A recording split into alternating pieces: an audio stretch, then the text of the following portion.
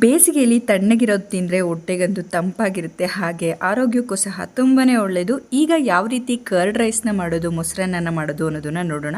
ತುಂಬ ರುಚಿಯಾಗಿ, ಟೇಸ್ಟಿಯಾಗಿ, ಸಿಂಪಲ್ಲಾಗಿ, ಈಸಿಯಾಗಿ ಮಾಡ್ಬೋದು. ಈಗ ಯಾವ ರೀತಿ ಮಾಡೋದು ಅನ್ನೋದನ್ನು ನೋಡೋಣ ಬನ್ನಿ. 1 ಕಪ್ಪಷ್ಟು ಅಕ್ಕಿನ ತೊಗೊಂಡಿದ್ದೀನಿ. ಇದಕ್ಕೆ 2 ಕಪ್ಪಷ್ಟು ನೀರನ್ನ ಹಾಕಿ ನಾವು ಬೇಯೋದಕ್ಕೆ ಇಟ್ಕೋಬೇಕಾಗುತ್ತೆ. ಕುಕ್ಕರಲ್ಲಿ 2 ವಿಸಲ್ನ ತೆಕ್ಕೊಳ್ಳಿ, ಇಲ್ಲ ರಾತ್ರಿ ಉಳಿದಿರೋ ಅನ್ನದಿಂದನೂ ಸಹ ಮಾಡ್ಬೋದು. ನನ್ನ ವೀಡಿಯೋಸನ್ನ ನೀವು ನೋಡ್ತಾ ಇದ್ದೀರಾ, ಆದರೆ ಲೈಕ್ ಮಾಡ್ತಾ ಇಲ್ಲ, ಸಬ್ಸ್ಕ್ರೈಬ್ ಮಾಡ್ತಿಲ್ಲ. ವೀಡಿಯೋಸ್ ನಿಮ್ಗೆ ಇಷ್ಟ ಆಗ್ತಿದ್ರೆ ಖಂಡಿತ ಲೈಕ್ ಮಾಡಿ, ಹಾಗೆ ಶೇರ್ ಮಾಡಿ, ಸಬ್ಸ್ಕ್ರೈಬ್ ಮಾಡಿ. ನೋಡಿ, ಅನ್ನ ಆಗಿದೆ.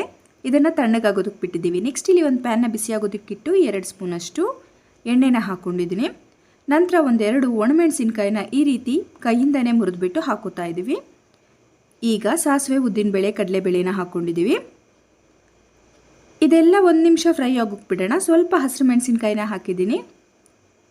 1-2 ಹಸಿರು ಮೆಣಸಿನ್ಕಾಯಿನ ಯೂಸ್ ಮಾಡಿದ್ದೀನಿ ನಾನು. 1 ಈರುಳ್ಳಿನ ಹಾಕ್ತಾಯಿದ್ದೀನಿ. ಈರುಳ್ಳಿ ತಿನ್ನಲ್ಲ ಅಂದರೆ ನೀವು ಸ್ಕಿಪ್ ಮಾಡಿ. ಚೆನ್ನಾಗಿ ಮಿಕ್ಸ್ ಮಾಡಿ. ಈರುಳ್ಳಿ 1 ನಿಮಿಷ ಇಲ್ಲಿ ಬೇಯಬೇಕಾಗುತ್ತೆ. ನಂತರ ನಾವಿಲ್ಲಿ ಕರಿಬೇವಿನ ಸೊಪ್ಪನ್ನ ಹಾಕ್ತಾಯಿದ್ದೀವಿ ಸ್ವಲ್ಪ. ನೆಕ್ಸ್ಟ್ ಇಲ್ಲಿ ಸ್ವಲ್ಪ ದ್ರಾಕ್ಷಿನ ಹಾಕಿದ್ದೀನಿ. ಡ್ರೈ ಫ್ರೂಟ್ಸ್ ಹಾಕಿ ಮೊಸರನ್ನ ಮಾಡಿದ್ರೆ ತುಂಬಾ ರುಚಿಯಾಗಿರುತ್ತೆ, ಹಾಗಾಗಿ ಇವೆಲ್ಲದನ್ನು ಫ್ರೈ ಮಾಡ್ಕೊಂಡಿದ್ದೀನಿ. ನಂತರ ಇದಕ್ಕೆ ಗೋಡಂಬಿನ ಸೇರಿಸಿದ್ದೀನಿ. ಇಲ್ಲಿ ನೀವು ದಾಳಿಂಬೆ ಹಣ್ಣನ್ನು ಹಾಕ್ಬೋದು, ಅಥವಾ ಬೇರೆ ಫ್ರೂಟ್ಸನ್ನು, ದ್ರಾಕ್ಷಿನ. ಈ ಒಗ್ಗರಣೆನ ಆಫ್ ಮಾಡಿ ನಾವಿಲ್ಲಿ ಅನ್ನನ ಸೇರಿಸ್ತಾ ಇದ್ದೀವಿ. ಅನ್ನ ಸ್ವಲ್ಪ ತಣ್ಣಗೆ ಮಾಡಿಕೊಂಡು ಸೇರಿಸ್ತಾ ಇದ್ದೀವಿ. ಈಗ ನೆಕ್ಸ್ಟ್ ನಾವು ಇದಕ್ಕೆ ಮೊಸರನ್ನ ಹಾಕೋತಾ ಇದ್ದೀವಿ. ನಾನಿಲ್ಲಿ ನಂದಿನಿ ಮೊಸರನ್ನ ಬಳಸ್ತಾ ಇದ್ದೀನಿ. ನೀವು ಮನೆಯಲ್ಲೇ ಮಾಡಿರೋವಂಥ ಮೊಸರನ್ನ ಬಳಸ್ಬೋದು.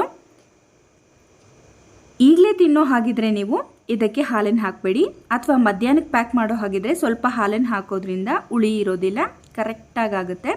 ಹಾಗೆ ಇಲ್ಲಿ ಸ್ವಲ್ಪ ಜಾಸ್ತಿಯಾಗಿ ಮೊಸರನ್ನ ಬಳಸಿ ಮಧ್ಯಾಹ್ನಕ್ಕೆ ಪ್ಯಾಕ್ ಮಾಡೋದಾದರೆ.